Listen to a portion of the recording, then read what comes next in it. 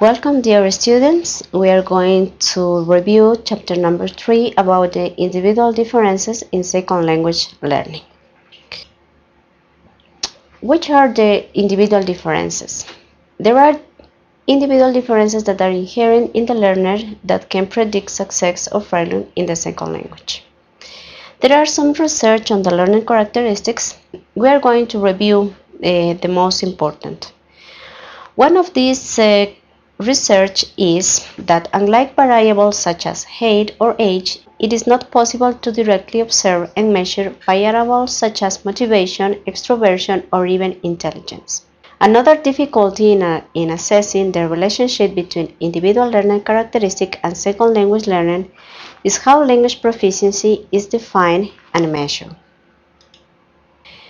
Research on individual differences must also take into account the social and educational settings in which learners find themselves. Why is important this research? Researchers seek to note how different cognitive and personality variables are related and how they interact with learners' experiences so they can gain a better understanding of human learning. Educators hope to find ways of helping learners with different characteristics achieve success in second language learning. So what are the individual differences? We are going to review about the intelligence, aptitude, learning styles, personality, motivation and aptitudes, identity and ethnic group affiliation, learners' benefits, age of acquisition, and the critical period hypothesis. From these differences, we are going to review the most important, and which I think that you have also some problems in order to learn the second language. Intelligent. What is intelligent? Intelligent is defined as the ability or abilities to acquire and use knowledge for solving problems and adapting to the world. By solving problems, intelligence offers a way in which to learn different methods of receiving information.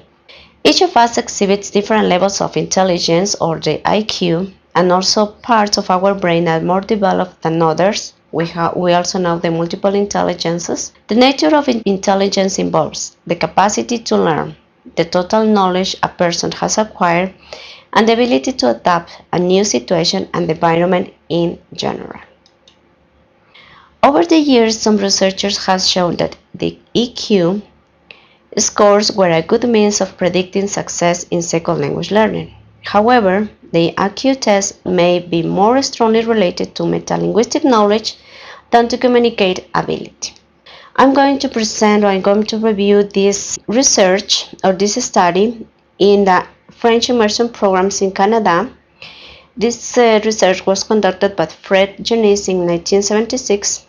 He found that while intelligence was related to the development of French second language reading, grammar, and vocabulary, it was unrelated to oral production skills.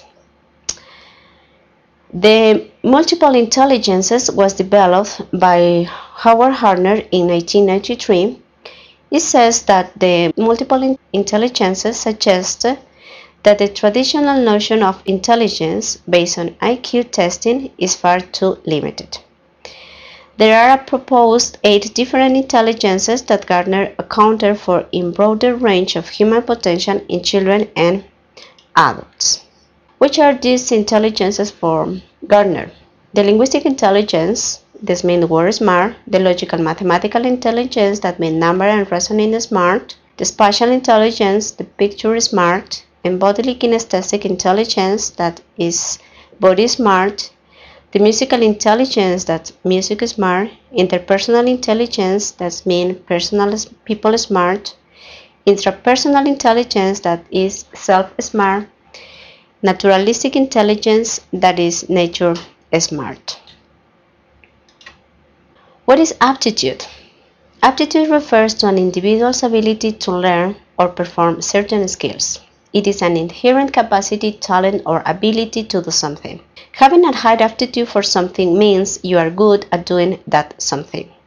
Acquired or not ability, usually measurable with aptitude tests for learning and proficiency in a specific area of discipline. Aptitude is expressing interest and it is reflected in current performance, which is expected to improve over time with training. Aptitude test refers to a standardized test designed to measure an individual's ability to develop certain skills. Studies have applied tests on psychomotor ability, cognitive knowledge, and personality and attempt to relate them to measure or surgical skills. Specific abilities used to predict success in language learning have been studied under the title of language learning aptitude. John Carroll, in 1991, has characterized aptitude in terms of ability to learn quickly. There are other aptitude tests in the modern language aptitude test, the MLAT, that was created by Carroll and Sabon in 1959, and the Pimsleur language aptitude battery that was created by Pimsleur in 1996. There are other tests that was created by Paul Mera in 2005.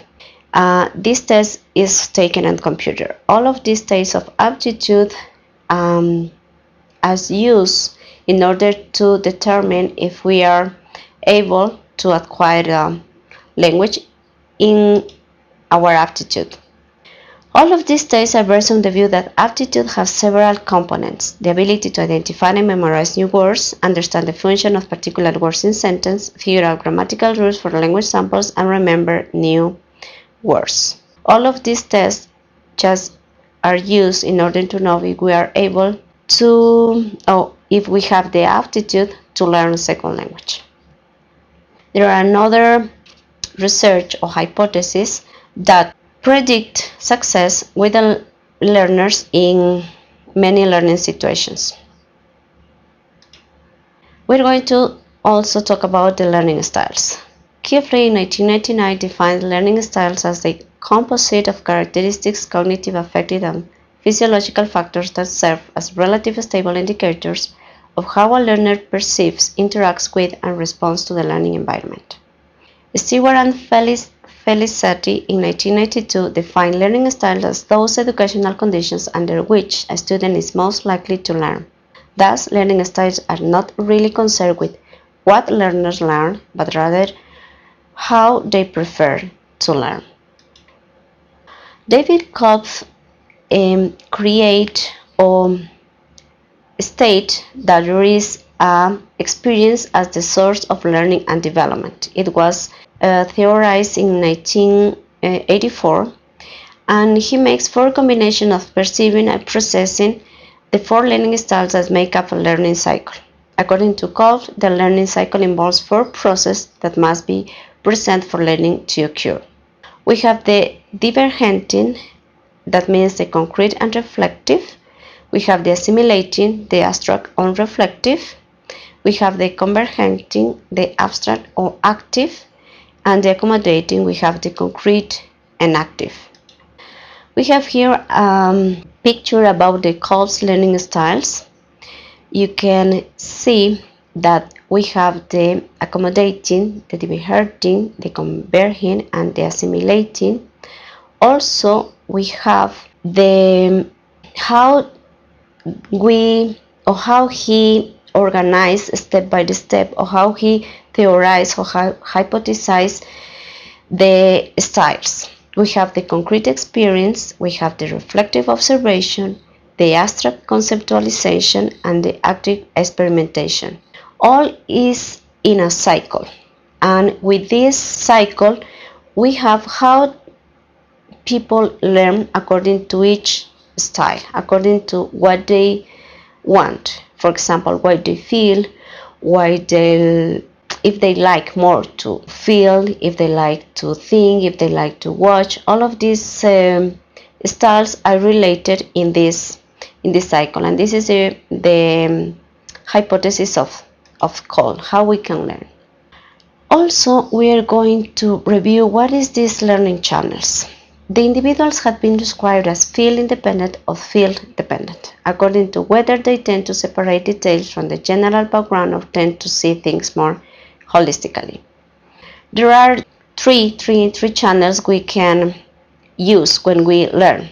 We have the visual, it's what we see. We have the auditory, what we hear, and we have the kinesthetic, what we do. With these channels, we can see, we can learn how the children, how can our learners can learn a second language. So, when learners express a preference for seeing something written or spending more time in a language laboratory, we should not assume that their ways of working are wrong, even if they seem to be in conflict with the pedagogical approach we have adopted. What is perhaps more important about this research is that, with great effort and instructional support, some of these students are able to succeed in spite of their difficulties.